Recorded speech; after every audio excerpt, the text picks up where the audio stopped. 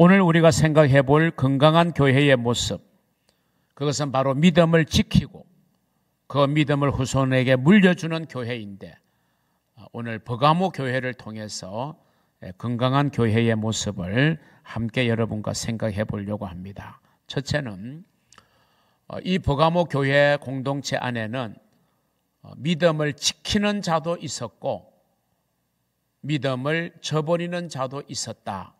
이게 오늘 이제 본문에 나타난 버가모 교회를 진단하고 있는 주님의 진단입니다. 사실 이 버가모라고 하는 도시는요, 신앙을 가지기가 굉장히 어려운 도시입니다.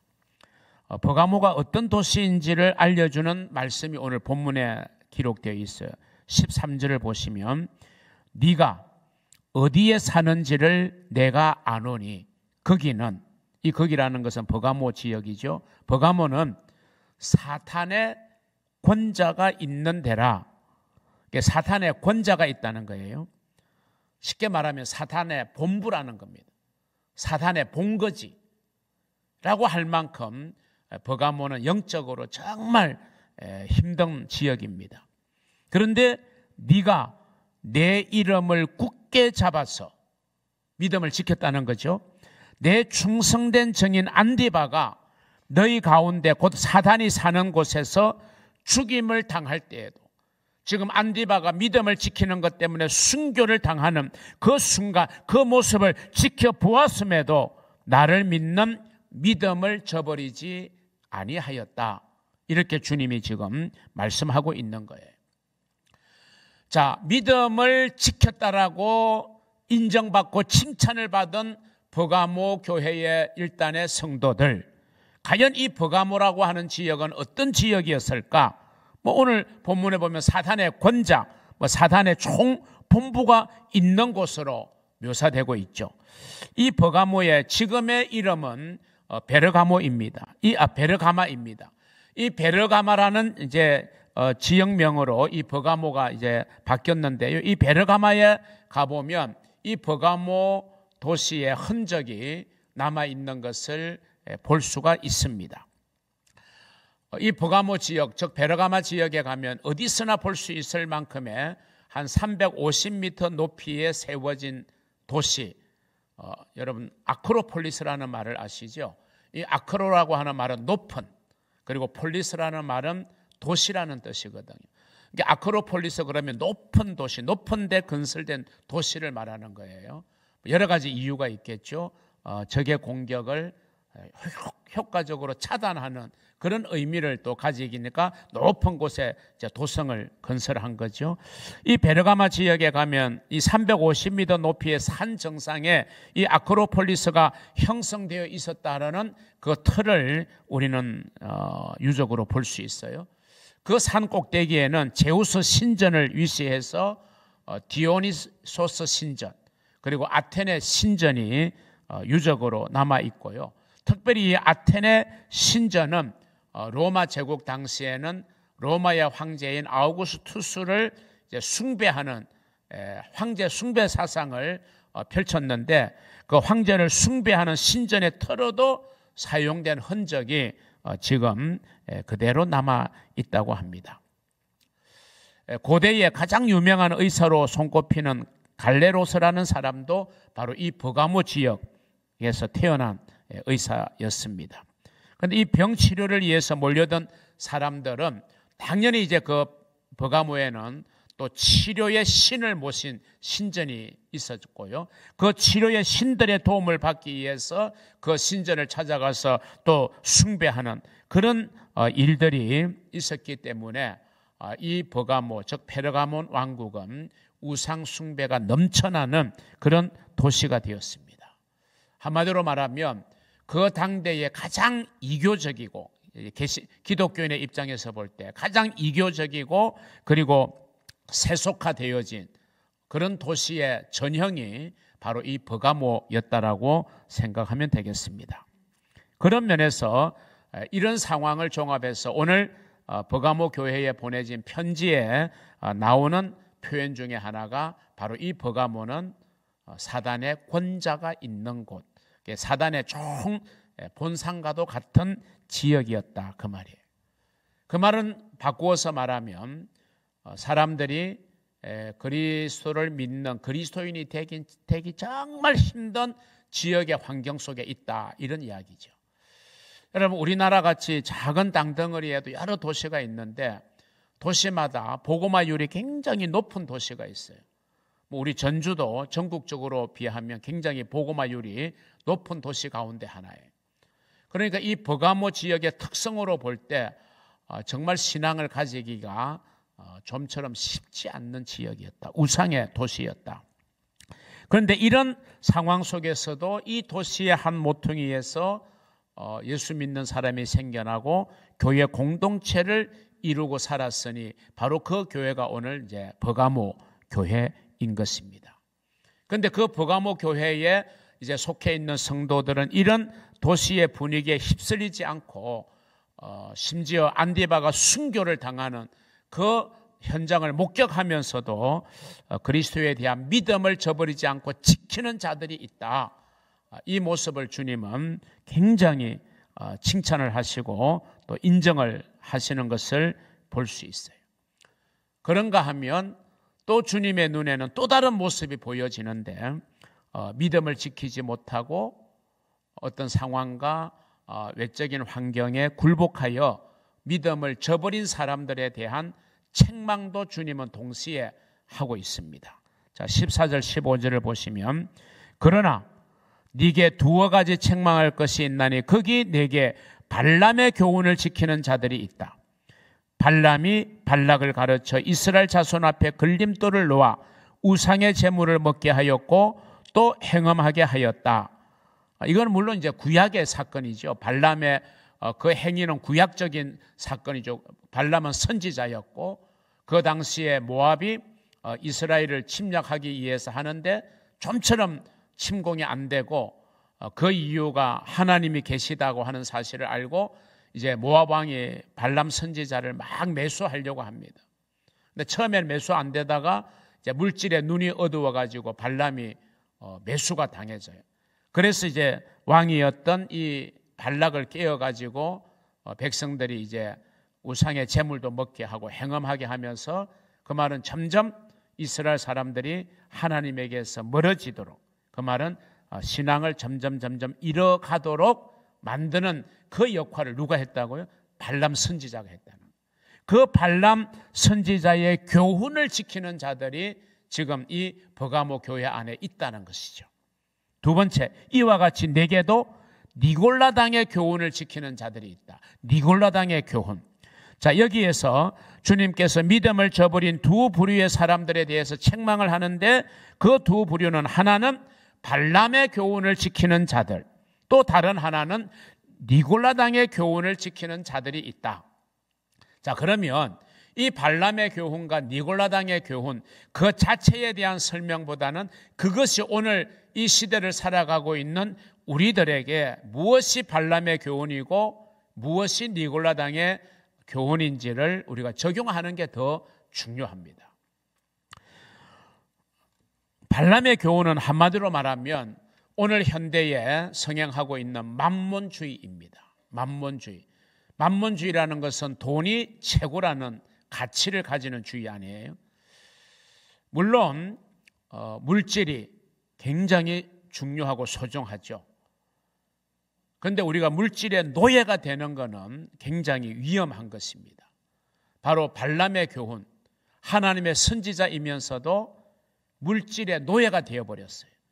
물질의 유혹을 이기지 못하고 물질의 욕심에 잡힌 거예요. 가룟 유다가 은 30을 받고 예수를 넘겨준 것처럼 발람이 그런 사람이었습니다. 그러니까 쉽게 말하면 물질 때문에 돈 때문에 믿음을 저버리는 사람들이 오늘날 우리 주변에 분명히 생겨나고 있었죠. 물질 때문에 신앙을 저버리는 사람들, 그게 바로 발람의 교훈을 따르는 사람들이다. 그럼 니골라당의 교훈은 뭐냐? 니골라당은 한마디로 말하면 삶의 방종을 부추기는 교훈입니다. 이게 마음대로 살아도 된다는 거죠. 한마디로 말하면 쾌락주의입니다. 쾌락주의를 추구하는 거죠. 세상이 주는 기쁨, 세상에서 얻을 수 있는 쾌락, 세상의 즐거움, 그걸 이겨내지 못하고 그걸 극복하지 못하고 그냥 세상의 기쁨과 즐거움과 쾌락에 빠져서 점점 신앙과 멀어지게 되는 사람, 오늘날 너무나도 많이 있죠. 만몬주의 때문에 아니면 쾌락주의 때문에 우리 주변에서 신앙을 저버리는 사실이 참 많습니다. 이게 오늘의 현실이죠. 그게 비단 내 주변 다른 사람들의 만에 국한되는 이야기이겠습니까? 저도 여러분도 언제든지 이 발람의 교훈과 니골라당의 교훈 앞에 우리도 무너질 수 있는 거예요. 우리도 신앙을 저버릴 수 있고 신앙을 멀리할 수 있고 하나님과의 거리가 점점 멀어져서 결국에는 믿음을 저버리게 되는 위험에 처할 수도 있는 가능성, 그게 저에게도 있고 여러분에게도 있다. 그 누구도 그 대상이 될 수 있다는 사실을 우리는 인식해야 됩니다. 그래서 이런 사실을 우리가 생각하면서 믿음을 지키는 것이 정말 중요하다라는 교훈을 오늘 이 버가모 교회는 우리에게 주고 있습니다. 그래서 두 번째는 이런 두 부류의 성도들을 보면서 믿음을 정말 잘 지키고 그 믿음을 잘 물려주는 성도들이 되어야 된다.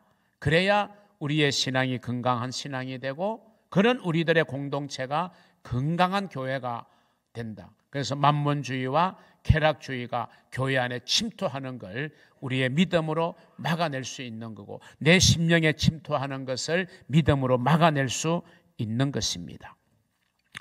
바로 이 버가모 교회를 통해서 우리가 배우는 건강한 교회의 비전은 우리가 믿음을 어떤 상황 속에서도 지키고 그리고 자녀들에게 우리의 믿음을 잘 전수해주고 물려주는 성도가 많은 교회, 그게 바로 건강한 교회라는 거죠.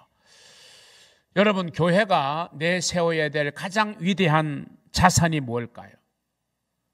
여러분, 교회의 화려한 건물, 여러 가지의 좋은 시설들, 그리고 교회의 재정, 이런 것들이 저는 교회의 자산이거나 자랑일 수 없다고 생각합니다. 교회의 자산, 교회의 자랑은 바로 그 교회를 구성하고 있는 우리 성도들의 믿음, 이게 교회의 진짜 재산이고 교회의 진짜 자랑이 되어야 할 줄로 믿습니다. 저와 여러분이 주님을 뜨겁게 사랑하는 그 믿음 말입니다. 왜? 믿음이 있으면 모든 걸 할 수 있다고 성경은 말하고 또 우리는 그렇게 고백하고 찬양하잖아요. 믿음을 가지면, 믿음이 있으면 할 수 있거든이 무슨 말이냐? 내게 능력 주시는 자 안에서 내가 모든 것을 할 수 있느니라. 믿음만이 능력이라 하시네. 그렇습니다. 믿음이 있으면 모든 걸 할 수 있어요. 그러나 믿음이 없으면 아무것도 할 수 없는 거예요. 저는 우리 인후동 교회 공동체의 자랑이 우리 교회에 출석하는 우리 성도들의 믿음이 우리 교회의 자랑일 수 있기를 정말 소원합니다. 우리가 믿음을 지키기 위해서는 두 가지가 필요해요. 하나님의 말씀, 하나님의 심판을 우리가 늘 명심해야 됩니다. 자, 오늘 본문 12절을 보세요. 버가모 교회의 사자에게 편지하라. 좌우에 뭘 가졌어요? 날선 금, 칼을 가지신 이가 이러시되. 믿음을 지키는 자들이 있고 믿음을 저버리는 자들이 있는 이 안타까운 버가모 도시와 교회의 현실을 생각하면서 주님이 말씀하는데 그 버가모 교회의 성도들에게 보여주신 주님의 모습은 양손에 칼을 가지고 있다. 여러분, 이게 의미심장한 표현입니다. 그러면 이 칼이 무엇일까? 여러분, 칼이 무엇을 의미할까? 그러면 우리가 이해할 수 있잖아요, 이 말씀을. 그게 바로 두 가지 의미입니다. 하나가 하나님의 말씀이고 또 하나는 하나님의 심판이에요. 그래서 제가 조금 전에 말씀드린 우리의 믿음을 지키기 위해서는 우리가 하나님의 말씀과 하나님의 심판을 언제나 우리가 마음으로 묵상해야 된다는 말씀을 제가 드린 거예요. 자, 칼, 금, 이거는 하나님의 말씀입니다. 성령의 금, 곧 하나님의 말씀을 가지라. 에베소서는 우리가 가져야 될 하나님의 전신갑주에 대해서 설명할 때 칼을 말씀으로 설명하고 있어요. 그래서 칼은 하나님의 말씀입니다. 여러분, 하나님의 말씀의 능력을 표현하는 말씀에 보면 하나님의 말씀은 살았고 운동력이 있어 좌우에 날선 어떤 검보다도 예리하여 관절과 골수를 찔러 쪼개기까지 한다. 여러분, 말씀을 금으로 비유하고 있잖아요. 히브리서 4장 12절에 금입니다. 이건 말씀이에요. 말씀의 금이에요. 그렇기 때문에 우리가 하나님의 말씀을 잘 우리가 생각해야 됩니다. 왜냐하면 믿음이라는 게 들음에서 나요. 믿음은 들음에서 난다. 그런데 그 뭘 들어야 믿음이 나요? 들음은 하나님의 말씀을 듣는 거다. 하나님의 말씀을 들어야 믿음이 생기고 하나님의 말씀을 계속 들어야 그 믿음이 잘 지켜지고 하나님의 말씀을 계속 접해야 그 믿음이 자라날 수 있다는 거예요. 할렐루야. 그래서 하나님의 말씀과 믿음은 뗄 수 없는 불가분의 관계예요. 하나님의 말씀을 우리가 늘 생각해야 돼요. 우리의 한 손에 하나님의 말씀을 붙들어야 돼요.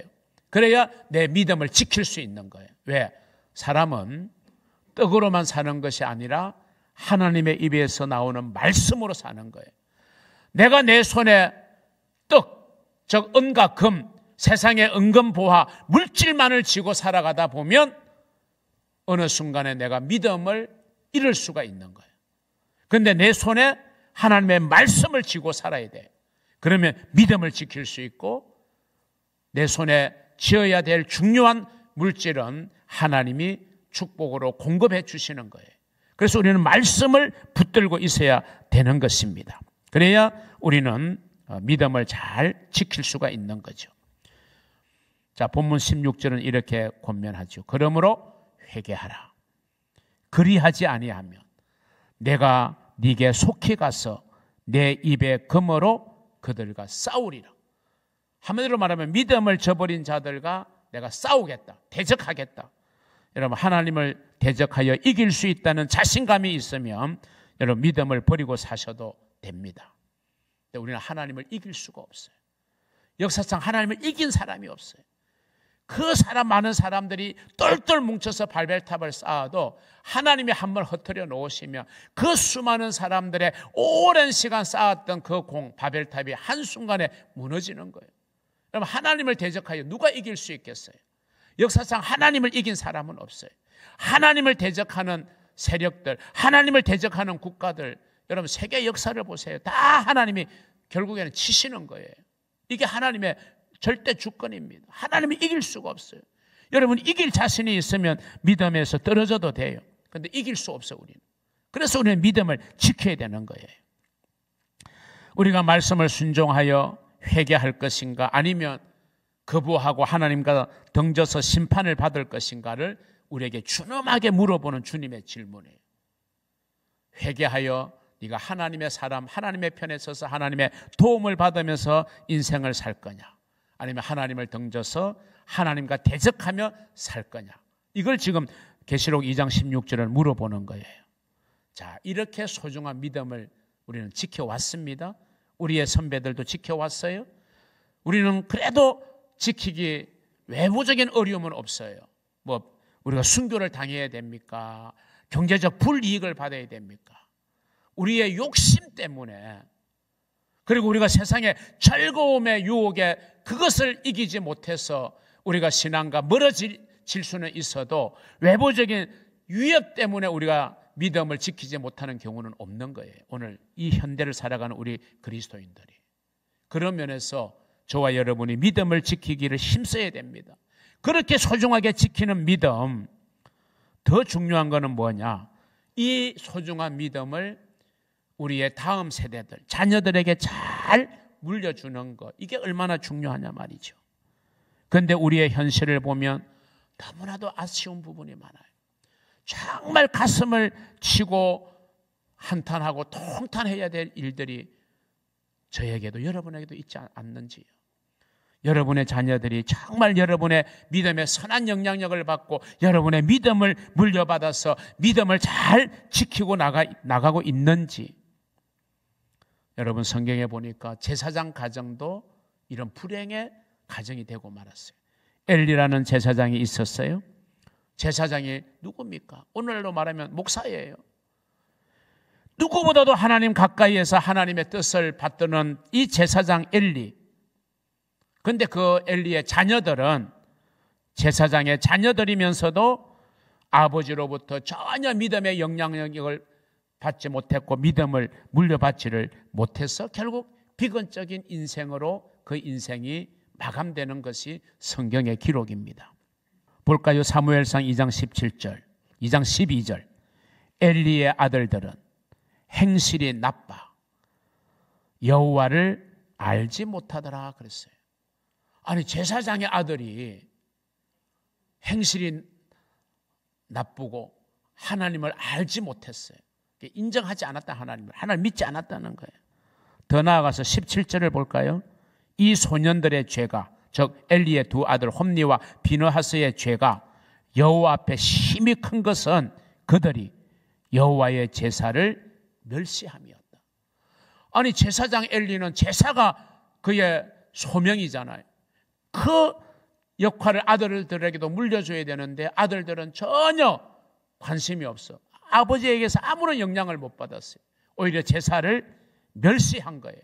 이게 하나님 앞에 큰 죄가 된 거예요. 그 결과 제사장 엘리의 두 아들은 블레셋과의 싸움에서 죽임을 당했고 소중한 하나님의 법궤는 블레셋에게 빼앗겨 버렸어요.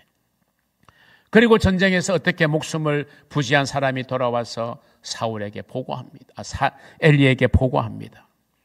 그 소식을 비참하게 죽은 두 아들의 전사 소식을 들은 엘리는 그 이야기를 듣고 의자에서 뒤로 넘어져서 목이 부러져 죽습니다.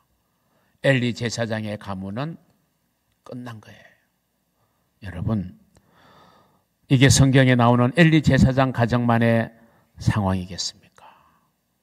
오늘 저와 여러분의 상황일 수도 있다는 사실을 우리는 생각해야 돼요. 우리 성도 여러분은 믿음을 잘 지키는 복된 주인공들이 꼭 되시기를 주님의 이름으로 축원합니다. 더 나아가서 그 믿음을 여러분의 자녀들에게 꼭 물려주는 그런 신앙의 부모들이 되어야 됩니다. 믿음에 선한 영향력을 끼치고 여러분의 자녀들이 여러분의 믿음을 이어받아 오히려 여러분보다 더 좋은 믿음의 사람으로 살아가게 해야 돼요. 여러분, 자녀들에게 우리가 해줄 수 있는 최고의 유산은요, 많은 재산 주는 게 아니에요. 믿음을 물려주는 거. 그게 여러분의 자녀들을 가장 복된 길로 인도하는 것입니다. 아마 가슴치며 안타까운 마음으로 여러분 지나고 있잖아요. 그런 여러분 자신을 생각하고 여러분의 생각과는 전혀 다른 길을 걸어가고 있는 여러분의 자녀들을 생각하면 우리가 무엇을 해야 할까요? 저는 예수님의 말씀을 그 답으로 여러분에게 제안하고 설교를 맺습니다. 누가복음 23장 28절. 예수께서 돌이켜 그들을 향하여 이르시되 예루살렘의 딸들아, 인후동 교회 성도들아, 나를 위하여 울지 말고 너희와 너희 자녀를 위하여 울라. 여러분, 정말 우리는 자신과 우리의 자녀들을 위해서 눈물 흘리며 기도의 자리로 나아가야 됩니다. 작정해야 됩니다. 그런 여러분 되시기를 주님의 이름으로 축원합니다. 기도하겠습니다.